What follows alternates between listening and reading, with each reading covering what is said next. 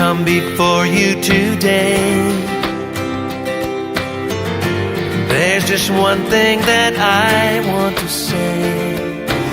Thank you, Lord.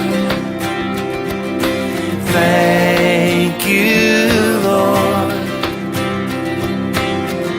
for all you've given to me, for all the blessings that I cannot see.